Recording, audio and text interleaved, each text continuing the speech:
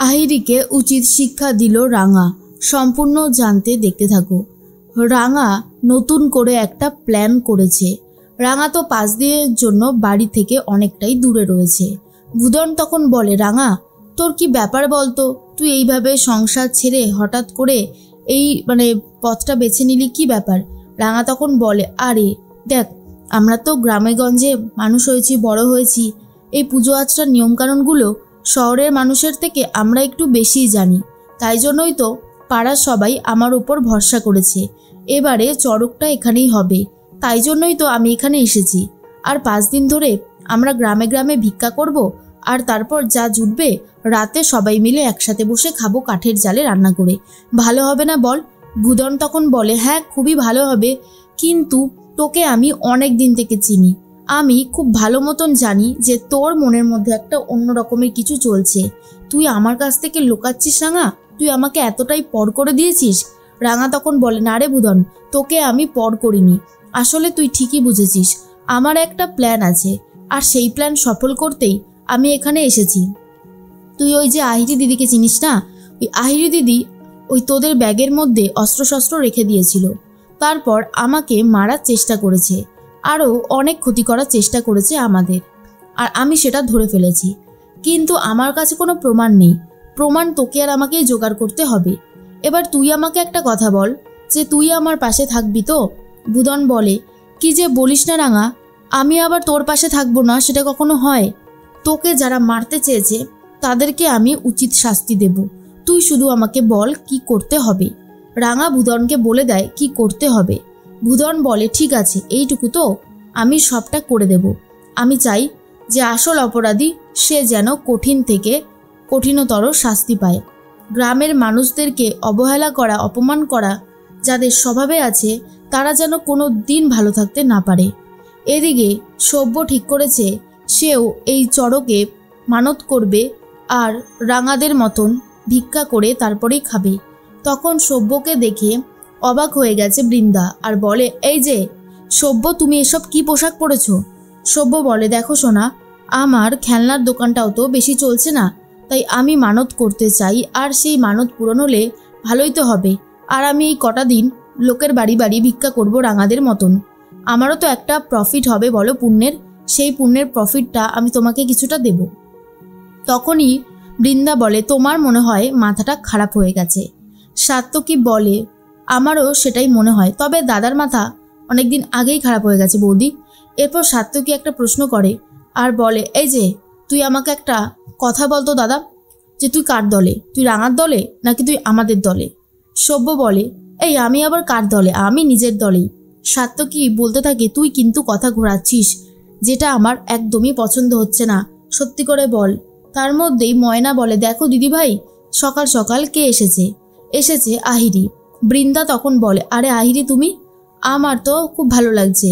ভালোই হয়েছে তুমি এসেছো। এর মধ্যেই আহিরি মনে মনে ভাবে, রাঙা কোথায় গেল? তখন বৃন্দা বলে, রাঙা এই বাড়িতে নেই, ও নাকি এখন ভিক্ষা করেই খাবে।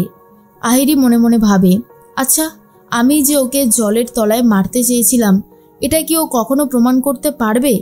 যদি একবার প্রমাণ হয়ে যায়, তাহলে একলব্যর সাথে আমার আদৌ ভালো সম্পর্ক থাকবে তো? কেমন যেন নার্ভাস লাগছে, আবার মনে হচ্ছে ও কিভাবেই বা প্রমাণ করবে, এটা কি আদৌ সম্ভব? আমার তো কোনোভাবেই মনে হয় না। এইসব ভাবতে ভাবতেই আহিরির অনেকটা সময় কেটে যায়। পরের দিন সকাল হতে আবারও আহিরি চলে এসেছে বাড়িতে, আর এরপর সোজা ঢুকে পড়েছে রান্নাঘরে। তখনই কৃষ্ণা বলে, এ কি আহিরি, তুমি রান্নাঘরে? তুমি তো এর আগে রান্নাঘরে কখনো ঢোকোনি, কিছু করতেও পারবে না, সরো আমি করে দিচ্ছি, তোমার কি লাগবে বলো। আহিরি বলে, না না পিসিমণি, আমি পারবো করতে, আসলে আমার অভ্যাস আছে, তুমি আমাকে কি ভাবো বলো তো। বৃন্দা বলে, পিসিমণি ও পারবে, তুমি ওর ওপর একটু ভরসা রাখো।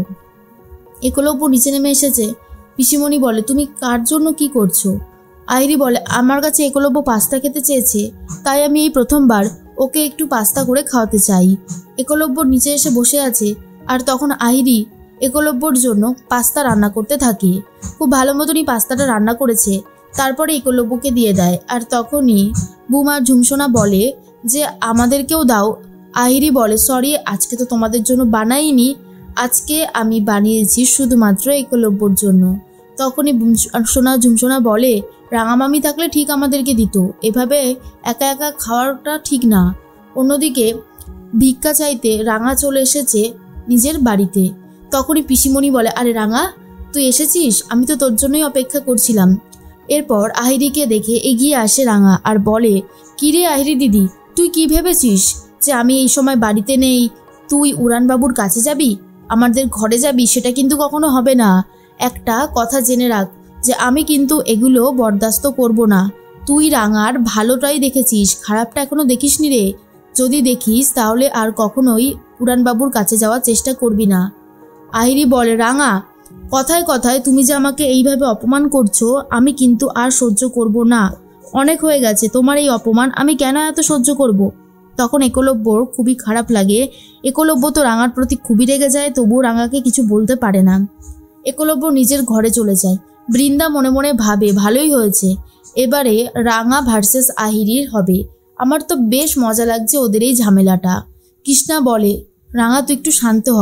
রাঙা বলে, পিসিমণি আমি তো শান্ততেই আছি। আর এই যে অদিতি দিদি, তুই ওদের ওপর নজর রাখবি তো। এই আহিরি দিদি যদি উড়ানবাবুর কাছে যাওয়ার চেষ্টা করে তুই শুধু আমাকে জানাবি। আর এটা শোনার পর অদিতিরও খুব ভালো লাগে। তার মধ্যেই পিসিমণির কাছে ভিক্ষা চায় রাঙা। পিসিমণি বলে, আমি সেটা দিচ্ছি, কিন্তু তোকে আমি না আজকাল চিনতে পারছি না রে রাঙা। রাঙা বলে, চিনতে পারবি রে পিসিমণি, কিন্তু একটু অপেক্ষা কর। আহিরি ভাবে, রাঙাকে যদি শেষ করতে পারতাম তাহলে অনেক ভালো হতো। এই মেয়েটাকে আমি আর সহ্য করতে পারছি না।